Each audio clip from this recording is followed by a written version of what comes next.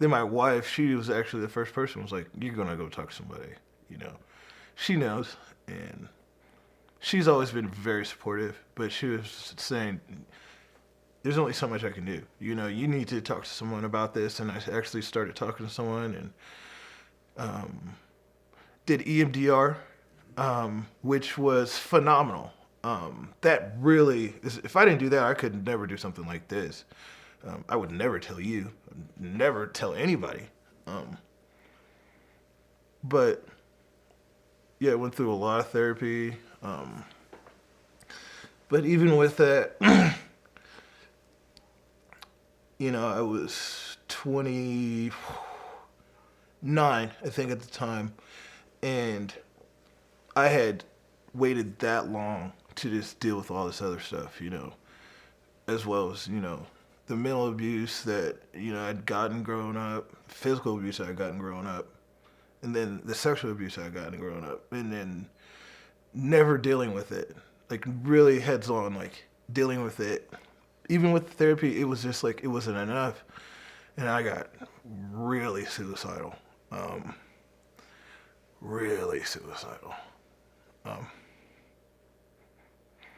to the point that I just told my wife, hey, like, luckily I had a buddy named Hamza Abdullah, um, who had told me, like, hey, there's this place you can go to, it's free, to kind of get it all out. And I remember that, and I had told my wife, I was sitting there one day, like, if you think I should go, then you got to make the call, because I'll never do it.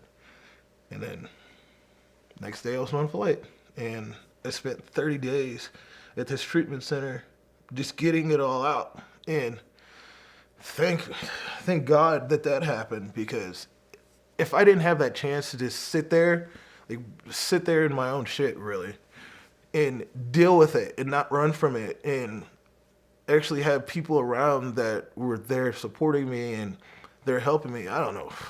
I don't think I would have ever got it out. And because I was like right there.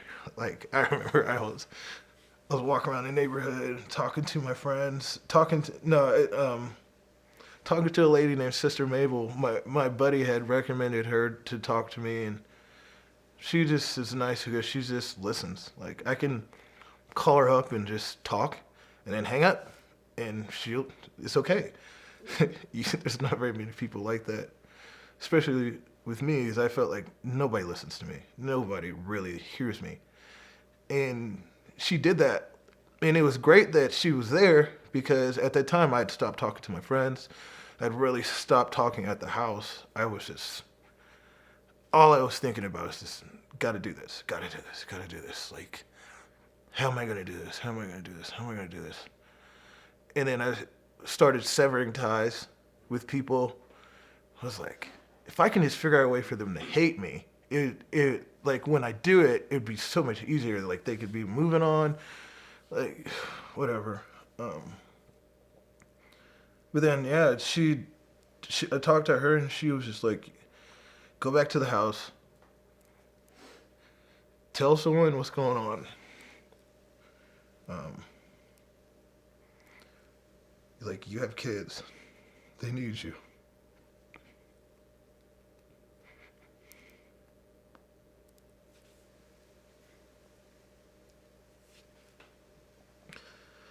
Your kids need you.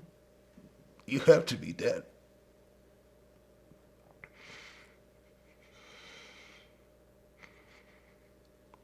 They can't go through this world without you. So I turned around and I went right back to the house. And yeah, told my wife what had happened and what I was thinking, and I was on a flight to California the next day. And Hamza, I had talked to him right before I went, and he told me something that I've always had to, like, keep with me. He's like, you gotta see your daughters get married.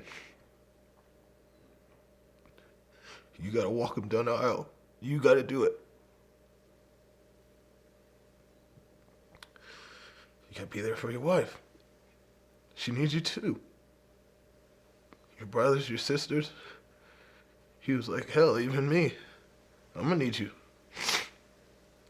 You gotta do this. So I went, and I was there for 30 days, and I got it all out. For once.